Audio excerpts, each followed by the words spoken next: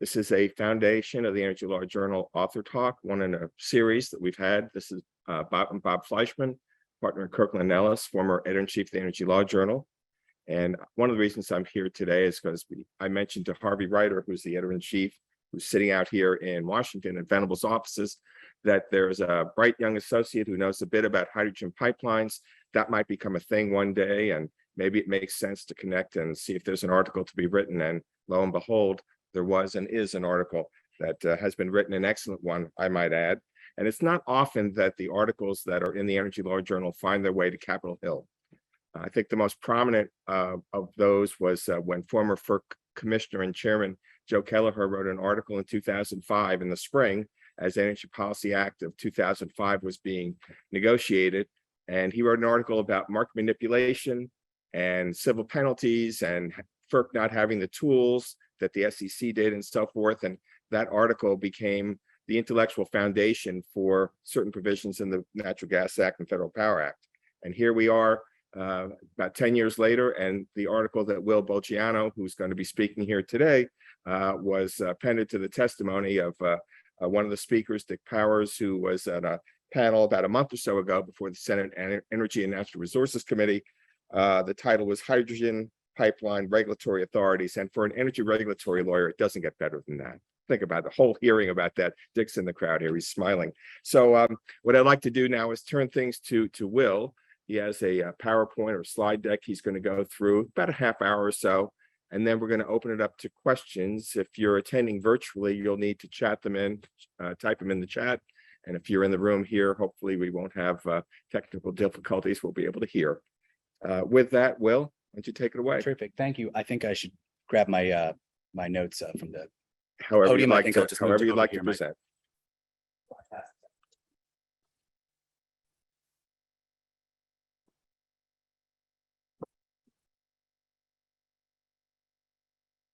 All right. Well, thank you, Bob, for moderating today and those kind words. And also like to thank Harvey and the entire journal. It was a real pleasure to work with them and very enjoyable experience. I'd recommend to anybody who has the opportunity to do that.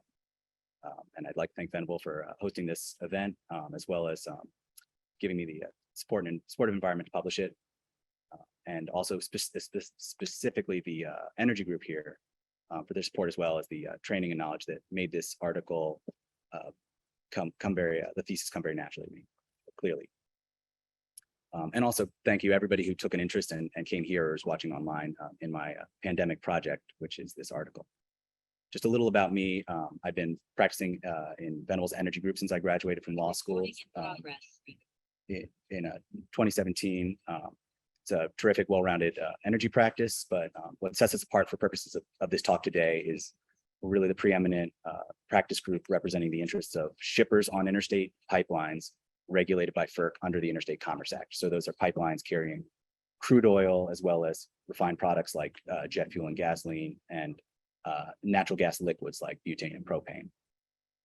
So since I've been here, we've been involved in just about every major case that's happened under that law, as well as rulemakings, and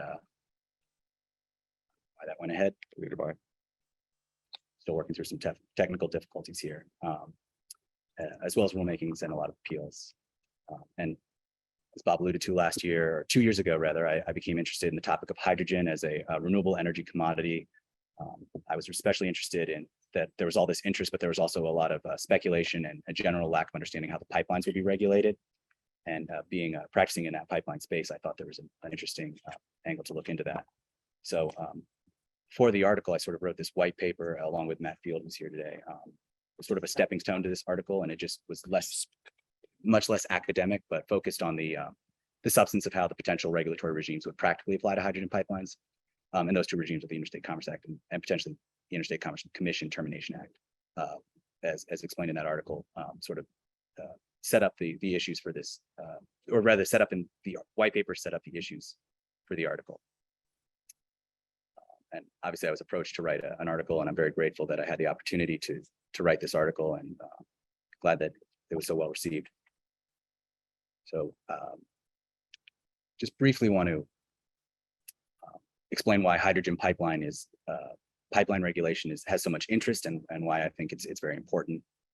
Hydrogen has been there's a lot of momentum behind hydrogen as a renewable energy commodity lately, mainly because it can be used to decarbonize these hard to abate sectors of the economy that pollute a lot, but are not susceptible to renewable energy either through electricity or other means. So things like aviation, maritime shipping, concrete and steel cannot be powered through batteries or electricity, whereas hydrogen can be made perfectly clean, either from water split with electrolysis or natural gas, steam methane reforming combined with carbon sequestration. And when it's used, it's perfectly clean if it's used in a fuel cell, only produces water, or it's relatively clean if it's burned.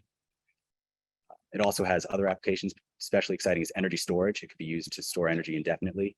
And there are existing applications in the fertilizer and refining industries, as well as a lot of infrastructure going along with those uses. Just for context, currently hydrogen accounts for about 2% of global emissions in its traditional production methods.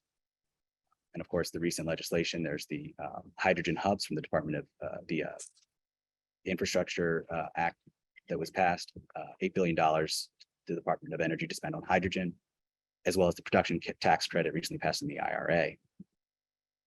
So pipelines specifically will be needed for the so-called hydrogen economy. Hydrogen, to make renewable hydrogen through water electrolysis, just to give one example, you would either need to move the electricity transmit the electricity through the grid, or you would need to produce the hydrogen close to the source of the electricity and transport the hydrogen in a pipeline.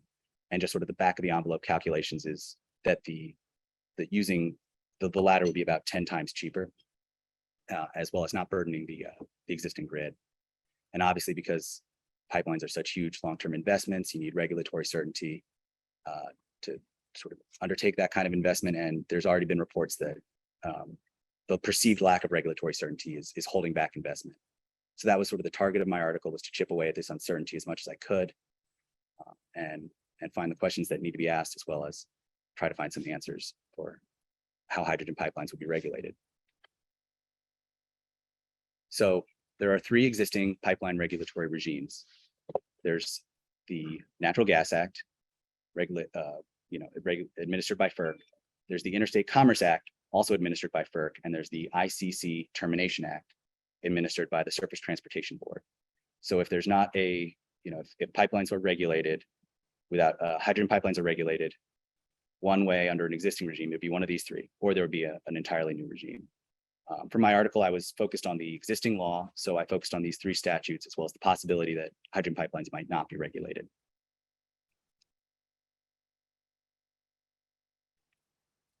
So just to briefly give some context for these different regimes, what we're talking about here, I'm going to compare the Natural Gas Act and the Interstate Commerce Act and the ICCTA, or ICTA, as it's sometimes called. The ICA and ICTA are statutory siblings. They're very similar. The Surface Transportation Board has some fewer powers, but they're fundamentally the same statutory regime. So I've grouped them together for this comparison. Comparing the Natural Gas Act and these other 2 statutes, sometimes I'll call them the Hepburn Act statutes, because they both come from the Hepburn Act of 1906. So they're very similar in how they regulate pipeline transportation in some ways, but they're very different in the scope of the activities that they regulate. So here are the similarities. They both require just and reasonable rates. They both require non-discrimination in the service. And both the ICA and the Natural Gas Act require that tariffs, transparency in the tariff for all the services and rates. That's not a requirement under ICTA. I'd also point out that this is not a coincidence that they're similar. The ICA is sort of the great grandfather of a lot of regulatory regimes like the Telecommunications Act and the Federal Power Act. So the Natural Gas Act was actually in part modeled off the ICA. In terms of their differences, as I said, most of the differences in their scope, but there's one important substantive difference. The Interstate Commerce Act and ICTA are both common carrier regimes, and the defining element of a common carrier regime is that the pipelines regulated as common carriers must offer service to all upon a reasonable request. And the way this practically carries out at FERC under the ICA is that there always needs to be some capacity where walk-up shippers have a chance to gain access to the infrastructure. In contrast, the Natural Gas Act, pipelines regulated under the Natural Gas Act can contract away their capacity.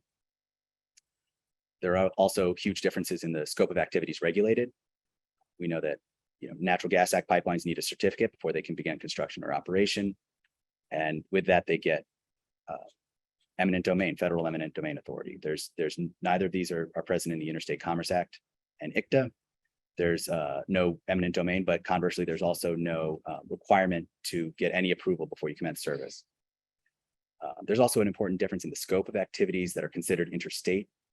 For purposes of these acts, the Natural Gas Act regulates transportation in interstate commerce, which essentially regulates all pipelines connected to the interstate pipeline network in any way, with few exceptions, whereas the Interstate Commerce Act is focused on interstate transportation in that it's between one state and another state, or one state and another country.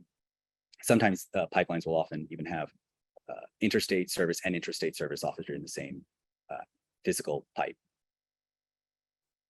As well as there are a number of other activities under the NGA, storage, exports, imports, some sales that are regulated, whereas in the ICA, all of the regulation is tied to the provision of transportation itself.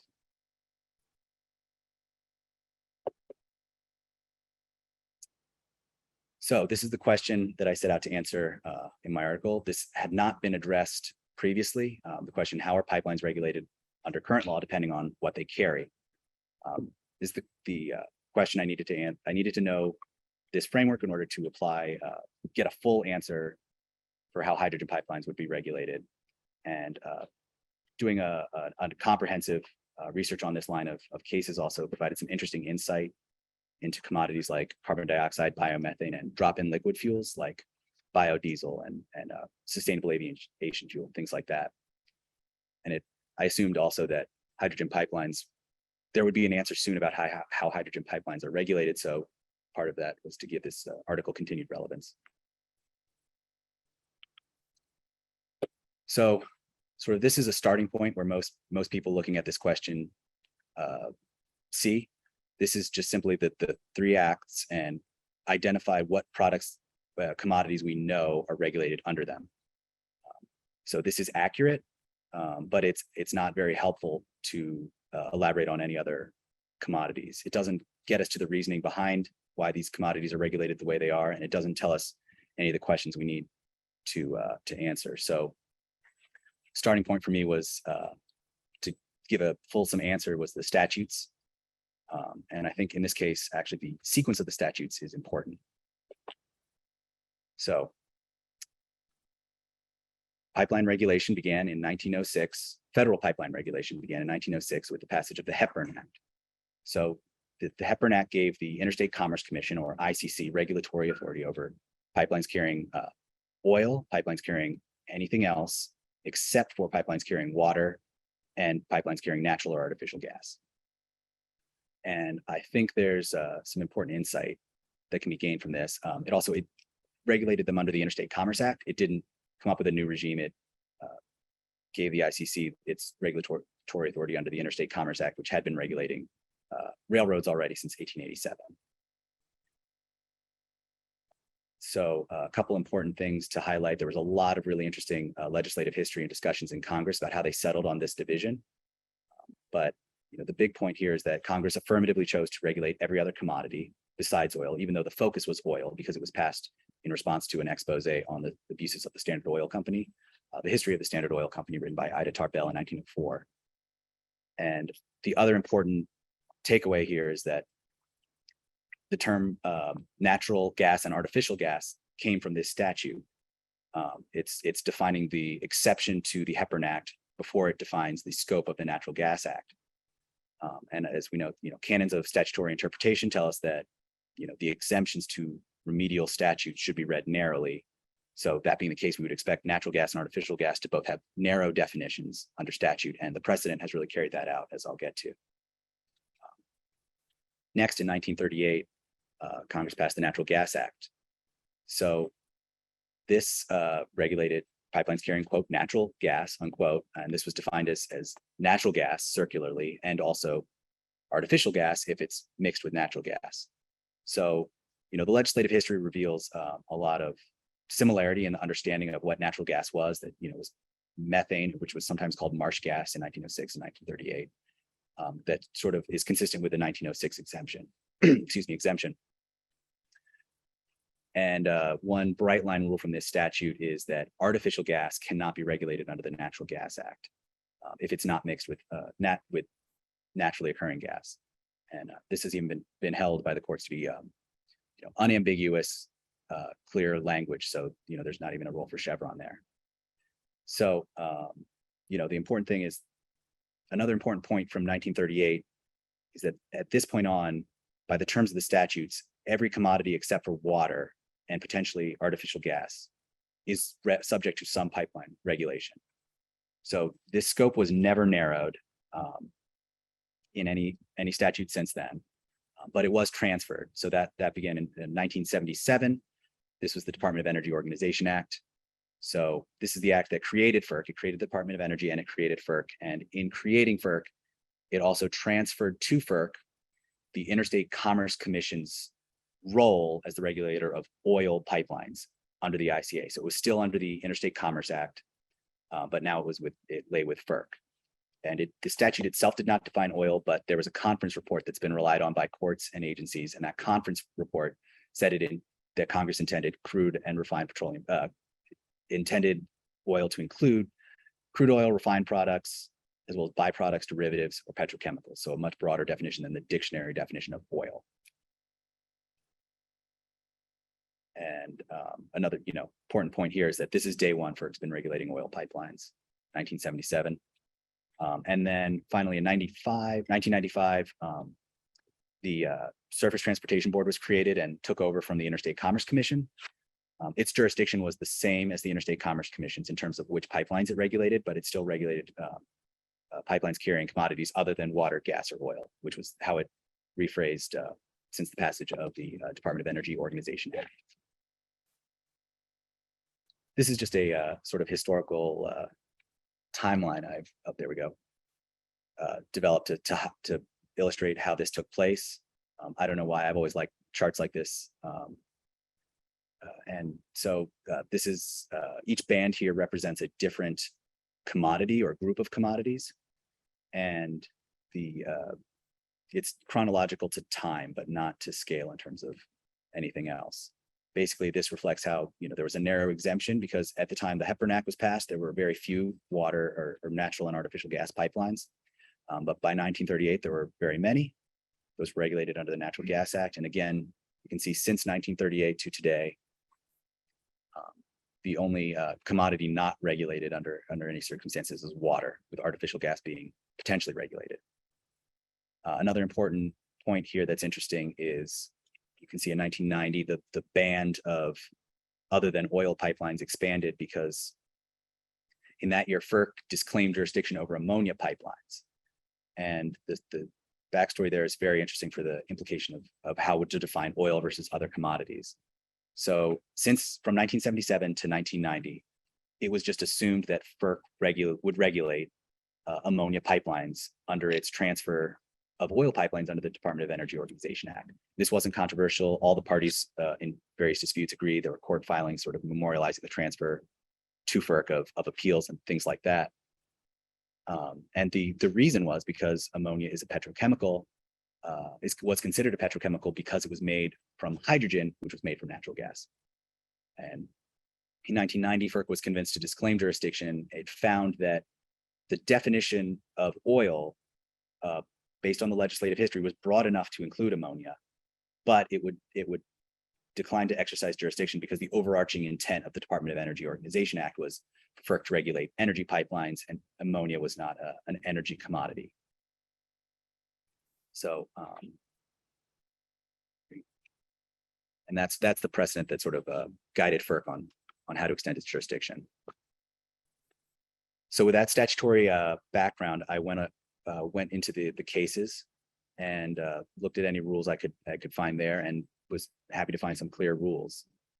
So natural gas. To be natural gas, it must have methane in it.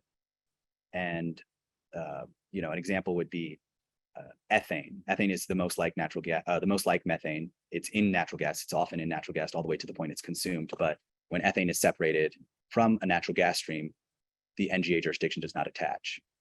There's also another bright line rule is that methane in the gas stream must be naturally occurring. So any synthetic gas produced from coal or something else is not, even if it's methane and identical, is not enough to attach NGA jurisdiction. And there's some interesting cases there on biomethane. The last time FERC really seriously addressed the issue, it said that biomethane was made by the artifice of man and can't be NGA jurisdictional.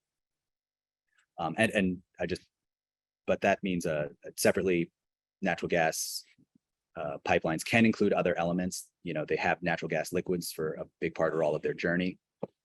And that doesn't complicate NGA jurisdiction. So that's the scope of the Natural Gas Act pipelines. Next, what is oil for purposes of the Interstate Commerce Act? So as I alluded to, it covers petrochemicals and petrochemical derivatives, but these must have energy uses. So an example of this rule in play would be ethylene. Ethylene is definitely a petrochemical. It's made from ethane, but it doesn't have any energy uses. It's used to make plastic, and ethylene itself is toxic if you burn it. It can't be used for energy. So FERC has disclaimed jurisdiction over pipelines that carry ethylene, even though they are petrochemicals. There's also a case out there. FERC has exercised jurisdiction over non-petrochemicals, specifically in the context of ethanol, if it competes with energy petrochemicals. And FERC has articulated a lot of different steps to this analysis to assess how directly the commodities compete. But I think it's informative that FERC exercised jurisdiction over ethanol, which is by all accounts the least like a liquid hydrocarbon. It's not a hydrocarbon, but most other liquid fuels are made to be chemically identical. So I think it's safe to say those will be covered as well. And then finally, I assessed whether there are any commodities that were not covered, anything other than oil, water, or gas. So there's I conclude based on especially the statutory history I've outlined previously that there was no gap there, but there was a wrinkle out there in that in 1980, the ICC was convinced to disclaim jurisdiction over carbon dioxide pipelines. It was an uncontested, unappealed case, but their reasoning was essentially that carbon dioxide was natural gas for purposes of the Hepburn Act, but it was not natural gas, even though it was not natural gas for purposes of the Natural Gas Act, which, as I explained in my article, is really untenable, but also has that logic of that has been exclaimed by the Surface Transportation Board when specifically that case, when it found it, somebody raised that argument when it continued to regulate ammonia pipelines, because ammonia is transported as a gas as well. And that, the STB's jurisdiction over ammonia has been that case and in others affirmed by the DC Circuit twice. So this next slide, I won't go through all the steps. This is just this is from page 55 of my article. It sort of maps out the decision process to apply these rules. So just big picture, the first step would be to determine if a commodity is completely immune to regulation. Is it artificial methane and water? If not, it must be natural gas or something other than natural gas. So the next step is it natural gas, subject to the Natural Gas Act? And if it's not water, artificial gas, or natural gas, it must be subject to either of the Hepburn Act statutes, the ICCTA or the ICA. And those are divided based on the Department of Energy Organization Act on whether the commodity is oil or not. So that's sort of the process to be applied. And I applied that to hydrogen to see how those pipelines should be regulated. One thing that is just to clarify here, I want to clarify what we're talking about when we talk about hydrogen pipeline transportation. Most people talk about two options: blended hydrogen within a natural gas grid. And by all accounts, the rule of thumb is sort of 20% can probably be blended into the existing grid. And then hydrogen standalone dedicated hydrogen infrastructure. I think that the blending should sort of be divided into two distinct types of service, because these to sort of actually it actually clarifies some of the issues that will happen in implementing these. And all of these three that I'm outlining here are being currently investigated and researched by gas pipelines and other parties. So the first, pure hydrogen pipeline, just from point A to point B, the pipeline only carries hydrogen.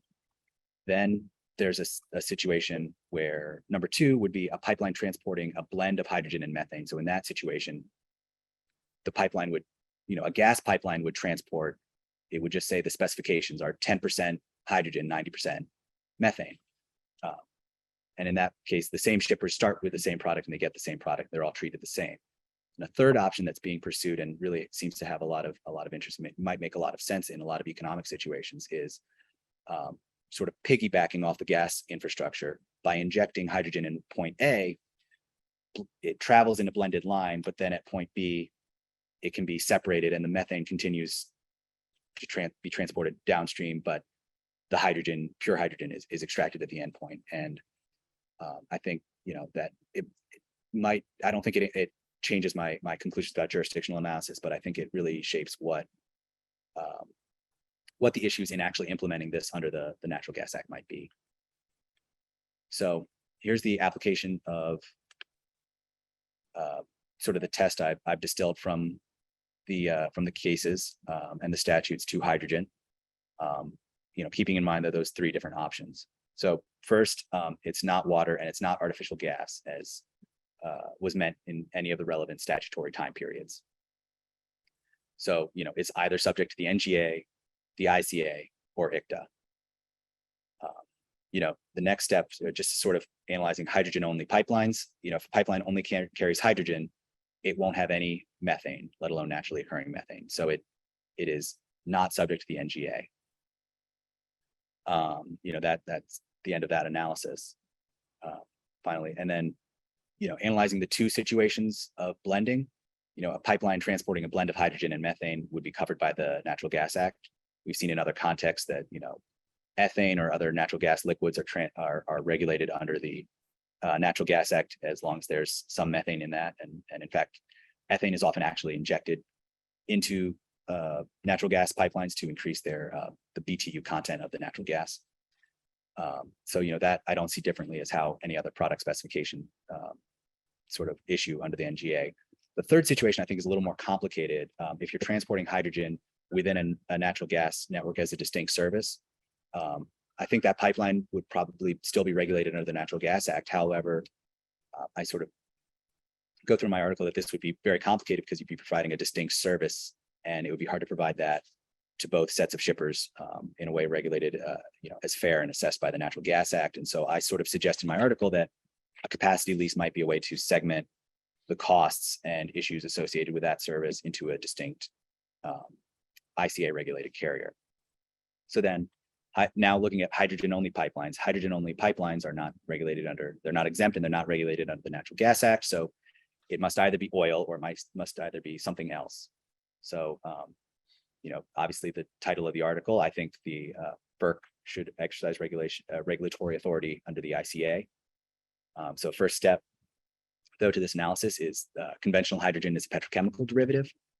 I think what's helpful here also, in addition to the logic of the cases that it's extracted from natural gas, is we actually have factual precedent in the ammonia cases that I discussed, because ammonia was considered a petrochemical and still considered plausibly a petrochemical simply because it was made partially from hydrogen. So hydrogen basically represents the petrochemical element of ammonia, except in this case, it is used for energy uses. That's the next question, whether it has current and future energy uses. I spent some time in my article going through the current uses of hydrogen and refining and how those are an energy use, but I don't think there's any debate that the future energy uses, that hydrogen has future energy uses. We are here in the Energy Bar Association talking about it, and it's probably a matter of policy, federal policy, given the recent acts that have been passed to support hydrogen as an energy commodity. And then finally, I assess whether renewable hydrogen, which is not a petrochemical if it's made from water, but I argue that FERC's logic in exercising jurisdiction over ethanol should apply as well, given that it competes directly with energy petrochemicals, especially if conventional hydrogen is considered a petrochemical. So that's how I reached my conclusion. And my focus in the article was on the applicable law. I wasn't trying to make too much of a policy argument. I do believe the Interstate Commerce Act is the best vehicle for hydrogen pipelines. And I sort of just want to briefly go over what that might entail. So obviously the first benefit would be regulatory uncertainty. And so this picture up here, there's really a lot of precedent in case law under the Interstate Commerce Act Not a lot of people really know that much, as much about it. So I wanted to get a visual representation of what's out there. And this here is this is actually just below me where I'm sitting. It's just one floor down. This is our copies of every ICC report from 1887 to 1995. The decisions before 1977 are treated as if they were FERC decisions for purposes of the ICA, just like a Federal Power Commission decision is considered binding for purposes of the Natural Gas Act. And there's a complete regime. This has been the backdrop of all non-gas pipeline development since 1906. So it's a known commodity, known commodity. Developers and regulators know how to deal with it. I also think there's consumer protection, as we discussed. There's the just and reasonable rates, non-discrimination, transparency in the tariffs. I think as a comparison to the Surface Transportation Board, FERC is a better regulator. FERC regulates the other energy commodities, energy expertise, and it also regulates the industries that more closely interact with the hydrogen industry. I think the narrower scope of the ICA compared to the Natural Gas Act has advantages. I think we don't want to regulate extraneous activities like storage, or upstream and downstream activities more comprehensively regulated. Especially because there's existing infrastructure out there. I think the narrow scope on interstate linear infrastructure would be helpful to allow the hydrogen to develop more organically, the hydrogen economy. There's of course more flexible regulation. The ICA regulations under FERC have been applied to all the different commodities that FERC regulates under the ICA. There's no separate body of regulations for crude pipelines or refined products pipelines or natural gas liquids pipelines. They're all Interstate Commerce Act, oil pipelines, same precedent and regulations apply across the board, in contrast to the Natural Gas Act, where of course it's focused all of its precedent and regulations just on one commodity and that one industry surrounding that commodity. Finally, I think the common carrier provisions of the Interstate Commerce Act have unique advantages to an emerging industry. Every day we see new potential uses for hydrogen and new potential ways to produce it. So there are new companies coming online. There are industries that don't need hydrogen now, but will need it in the future. And I think it's important that when these new users come around, they have a chance at accessing the pipeline infrastructure as well. So just going to lastly end on some interesting developments that have happened since I wrote the article. Although I think Bob covered them all. I just again mentioned. I didn't mean to do that. No, that's great. But just flagging that Dick Powers' testimony in the Senate is available. You can see that on the committee's website, and both the spoken, there's a video of it and also a PDF of the written testimony. And I'd really recommend that to anybody who's interested in reading on sort of the advantages of the ICA regime as it would practically be carried out. Because obviously the scope of my article was more academic on how it could.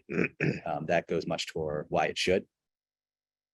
Obviously, the Inflation Reduction Act was a huge, hard to overstate how big of a deal that is for the hydrogen industry in the U.S.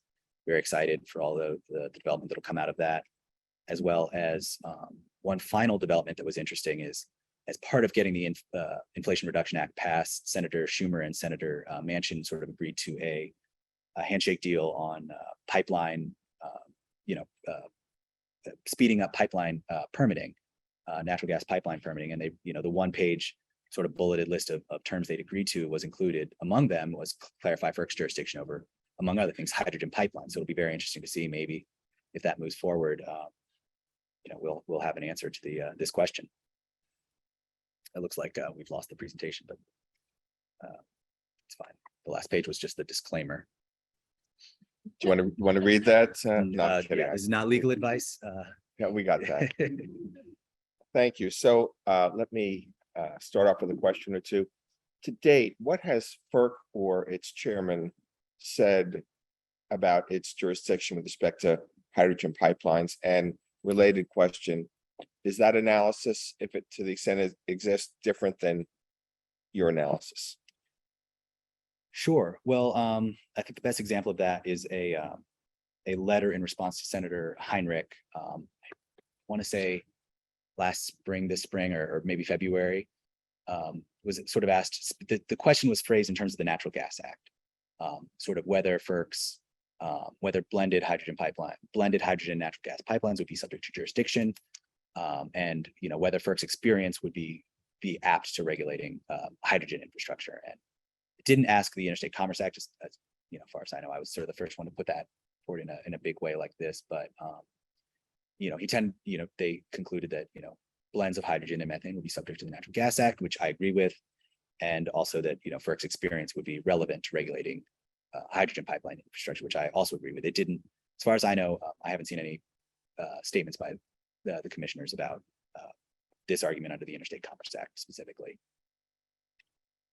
And given the need for predictability and certainty, how important is it that there be some clarity from Congress about what and who and how hydrogen pipelines, the various types you've identified, be regulated? What's your thought about that? Oh. Hey. Hi. That's interesting. I mean, I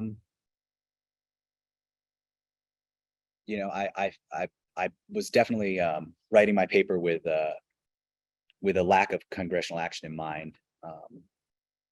There could always be more clarity. I think I think there's a winning argument on ICA jurisdiction, but Congress could clarify it. I also, maybe we don't want Congress to put in some sort of ossified rule of, X% blended into natural gas is NGA, less than that. It might create some sort of gamesmanship if we drew some arbitrary jurisdictional line. But obviously, big broad strokes. I mean, all of these statutes I've gone through, the statutes themselves are worded very broadly, in terms of the definitions, and it's from the legislative history and from the cases where we've gotten it. So it's gotten as clear as it has already. This and I don't know. I guess there could be more clarity, but I would be concerned of some sort of arbitrary line that does more than it has to. Let me open this up to questions from the audience. Harvey? I had two. One is really a follow-up to your question. Part of what happened with the same Inflation Reduction Act was an amendment to the Clean Air Act that defined natural gas, CO2 as a pollutant intended to get around the West Virginia decision on the rate of collection stock. So really follow up on Bob, do you think that if the FERC decided to regulate hydrogen, especially hydrogen, only pipelines under the ICA, they might face a major collection stock where the challenge that they never used this authority for all these years, where did it come from? Our West Virginia, with clarification of the authority by Congress to help, and that we got to avoid a big question challenge. And the second question, just keep that in mind. The second question. Oh, you mean that 2-minute question? Okay, well, keep going. Yeah, keep going. Editor-in-chief prerogative. Go ahead, please. Please do. You mentioned that one of the advantages for formation of new uses for hydrogen would be the common carrier nature of regulation under the Interstate Commerce Act. What about the flip side of that? The Natural Gas Act with its contract carrier scheme that allows for contracts to reserve capacity. Could it have the opposite effect that you have to carry for everybody, and there's more people who have more capacity that's demanded when there's space in the pipe that you have to prorate? Would that hurt development of hydrogen? So for those who may not have been able to hear this on the in the virtual world, the first question had to do with the application of the major questions doctrine as it relates to the question of hydrogen pipelines and what FERC may or may not do. Is that a fair capturing? What's your answer on that? It's easy, right? No, well, actually, I mean, I think if anything, the major questions, the way I've, we look at the statutes were designed to be comprehensive. So if anything, I think it would be a major questions to drop out some commodity from being regulated in its entirety. it's actually some interesting case law there. The DC Circuit appeal of the ammonia case, Sea of Industries v. FERC, wasn't decided under Chevron because, well, there are a couple complications with deciding that under Chevron, but the reason they didn't decide the case under Chevron was because at that point, it was unclear within the DC Circuit whether Chevron deference was owed to agencies' interpretations of the scope of their own jurisdiction. So there was no deference to FERC. They factually deferred to FERC on the factual finding that ammonia is not an energy commodity, as well as to the ICC, because it was 90 before the ICCTA was passed. So, you know, that was just implying the most plain statutory meaning they found was the best reading, was that, you know, everything other than gas and water was regulated under, you know, either the ICA or at that point it was both ICA. It was the ICA for FERC and the ICA for the ICC. But, you know, it's regulated under one, and it turns on definition of oil. And a good way to look at that is whether it's used for an energy purpose. I mean, I could see that becoming an issue because, you know, agency sat on its hands, but I mean, it also regulated ammonia for 13 years. So that's, you know, there's that case going forward. And of course, you could also say the reason it hadn't regulated hydrogen pipelines was hydrogen hadn't been used as much for an energy commodity in the past. And, you know, no one had brought this, you know, an enforcement to their attention for the ICC or the Surface Transportation Board. But that's definitely an interesting issue. But again, I would say that in this case, a major question incident would be the deregulation, because the scope is of the wording of the statute is covers it, it's comprehensive in scope. It's not water and it's not natural gas. It's covered under one or the other. I think that's Okay. that's what The second question had to do with whether there's a concern about having a common carrier regime with respect to hydrogen pipelines, and whether there would be maybe adequate capacity on the new or existing hydrogen infrastructure if it was 100% open to common carriers, as contrasted with the way that FERC has done it over time with the 10% roughly walk up shipper rule of thumb, if I may, with respect Yeah. to non-hydrogen pipelines. Just speak to that. Sure. Yeah. So thanks for Was asking that that question. Just basically what? Yeah. Yeah, just to clarify, I didn't want to get into too much of the detail of the substance of the ICA, but this one's an important point, is FERC has developed a regime for contracts on newly built ICA pipelines or expanded pipelines for the new capacity.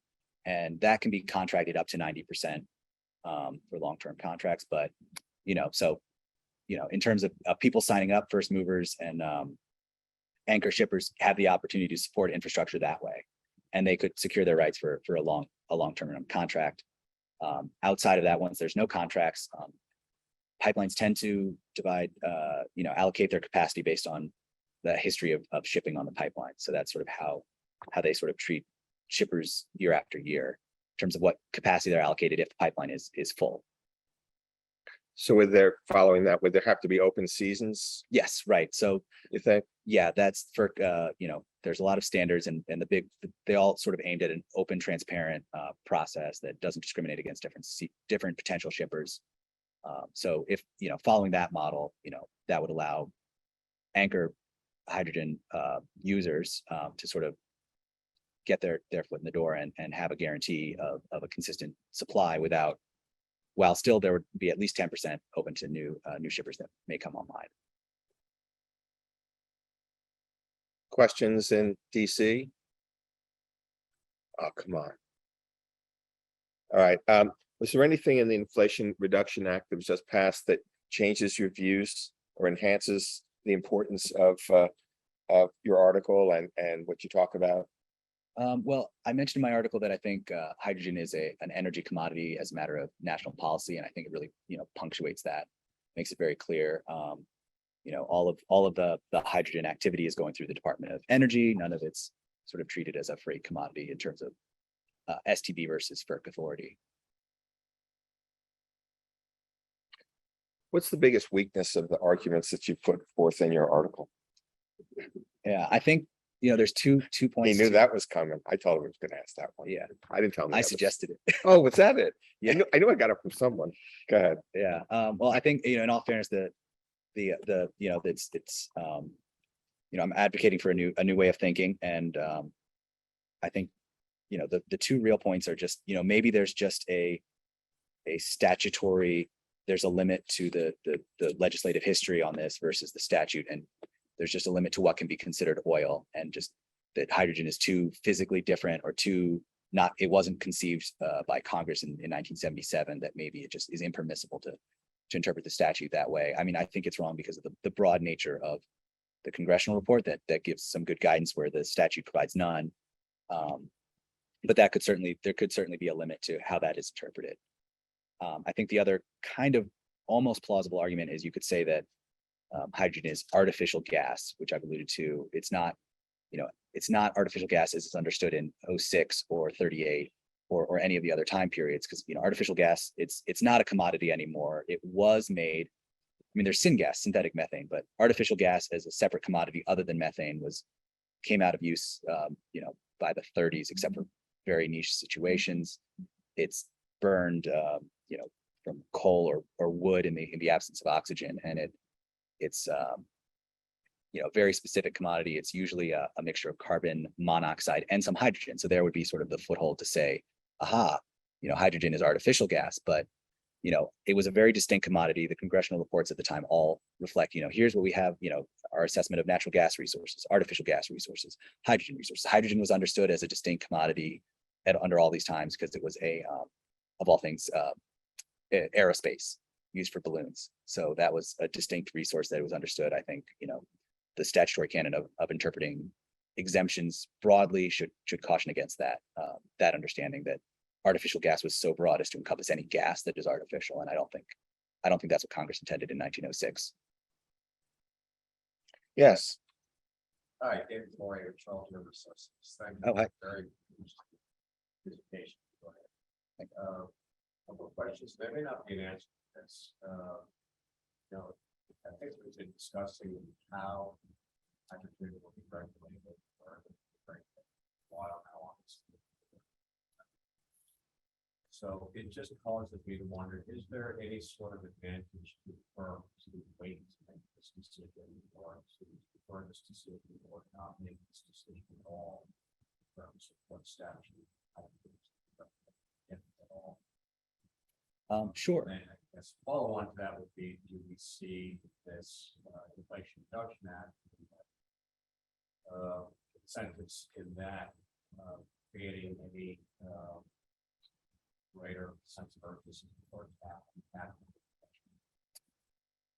Sure. Well, starting with your first question, I think, it's hard. The ICA is a very good blank slate in terms of, it just regulates, the point A to point B transportation, making sure that's open and fair and accessible, and just and reasonable rates. So, that's a very narrow in scope. It doesn't complicate any other aspects of the industry, or it shouldn't. I think there's going to have to be some regulation, and I think everybody agrees that long distance, especially long distance pipelines, are just so susceptible to monopolistic tendencies that there will be regulation. So I think people, from what I've heard, are just waiting on what that regulation will be, rather than, you don't want to make a huge investment before you find out what the regulations will be. So I think overall it'd be better to have some regulation. I think the ICA is clearer. I mean, there are like 5 people in this room who could tell you every aspect of how that would play out.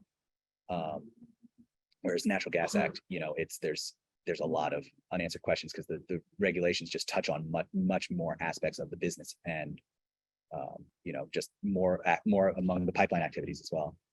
So in terms of that, I think, jumping off of that, I think there is a little more urgency with the Inflation Reduction Act. Obviously, it's just going to really kickstart hydrogen production, and we're gonna see a lot of needs to transport it, and we don't want any uncertainty holding up investment. I've got a question then back to Harvey. So eminent domain authority, Natural Gas Act, if a certificate is applied for and received and such, there's federal eminent domain authority, and many view that as of some value in getting interstate pipelines, natural gas pipelines built. How, under the ICA, of course, there's no such authority. How important is eminent domain authority at the federal level in terms of building out new hydrogen infrastructure? So I don't think in general it's as the end all be all at all. Obviously, there's a huge network of existing petroleum products, and natural gas liquid pipelines and crude oil pipelines. They're built all the time. They're built in states like California and places that are not necessarily where you think would be a huge support for that kind of infrastructure. There's that's, and it's also a sword and a shield. It's you get eminent domain, but you need to get your certificate. That's not really working out for the Mountain Valley pipeline, and also it can be appealed. Even if FERC is friendly to you, it could be too friendly, and it didn't consider enough of the downside, right? And then there was some interesting testimony at the Senate hearing where Dick was testifying. A witness from the Williams companies said that something to the effect, when they're building a pipeline, for instance, in Louisiana, a gas pipeline, and they're building some intrastate and some interstate, that it's sort of at least 5 times as expensive to build the interstate portion, because of the permitting process at FERC versus getting state authority. I understand the idea that you could have segmented permitting, and one state along that line could be more hostile and it'd disrupt your plans, but it has worked so far. And I'd also note, just in the specific context of hydrogen, it seems like the states are just tripping over each other, trying to become hydrogen hubs. And I don't think there will be a real regulatory opposition, and especially going through that process without NEPA or something, appeals to the federal courts. Anyone here feel like FERC has been too friendly to them? Please just raise your hand. I'm Harvey. What was your question? Well, one of the things you talked about was you thought that the ICA regime would have benefits both for shippers and for potential hydrogen pipelines. It would provide a form of stability, predictability, along with body of precedent. Maybe it's too early to answer this question, but if you've seen evidence from shippers and potential developers and environmental groups, so I think you might also favor you go for gas pipelines, that they should settle on a regulatory regime. I know the consensus, there should be a regulatory regime, and it should be clear. I haven't not too tuned into which I haven't heard from specific project developers what they would be concerned about. I know one thing that often is very overlooked is existing hydrogen infrastructure.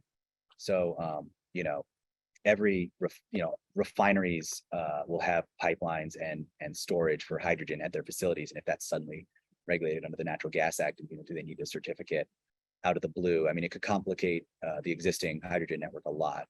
And hydrogen pipelines have a lot of long-term supply contracts, which suddenly become regulated contracts under the NGA. I just emphasize the existing hydrogen industry in that space, that it's been around, but for the new shippers, I think the new hydrogen economy, it's some form of regulation would be needed. If nothing else, because it will be inevitable, we should settle on something soon.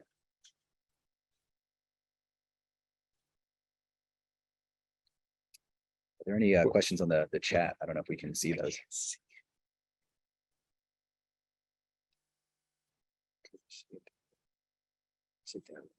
So I think, yeah, here we go. Oh, Q&A. There are 15 questions. Oh my. Okay, green hydrogen. Start Yeah. with it. Start at the top. So that's This is the lightning round here. We got 15 Yeah. questions in Let's 10 do it. minutes. all right. Green hydrogen. Yes, that's sort of the last step of my analysis is, well, if fossil hydrogen is a petrochemical, what about green hydrogen? I sort of extrapolated on FERC's cases exercising jurisdiction over ethanol, because in FERC's mind, ethanol competed sufficiently directly enough with gasoline and other products. So I would extend it that way, although that case wasn't appealed to the DC Circuit or anything. It was uncontested, so we don't know the full extent of that. Got Jeff Petrash next. All right. Little propane thrown in there. Jeff, go ahead. Propane and ethane blending. That's about How it. prevalent is ethane blending? Right. I don't know that. I can't think of a quantification. I don't have a quantification for that. I just know when FERC was exercising jurisdiction over ethane as under the ICA, ethane's interesting because it's a fossil fuel and it has energy applications, but it's vast majority of it is used to make plastic. But they analyze the actual energy application of ethane that gives it enough jurisdiction to have ICA jurisdiction, is actually to be blended into natural gas. It's sometimes, I think it would depend on the gas going in, whether it needs to have its BTUs increased. And I'm not too familiar with that. Next one is from an anonymous attendee, and basically he's asking if FERC regulates under the ICA, will there be some type of a regulatory gap as it relates to hydrogen pipelines? Will FERC be able to regulate all aspects of Right. in the same way FERC regulates natural gas? So no, Right. it won't regulate a lot of aspects of the hydrogen business. It will not be. It's a very different regulatory regime. So it really just regulates the interstate movements within pipelines. So with that sort of the difference between the ICA and the NGA. In terms of the commodities covered, there would be no gap in whether some commodity moved in a pipe is subject to no regulation.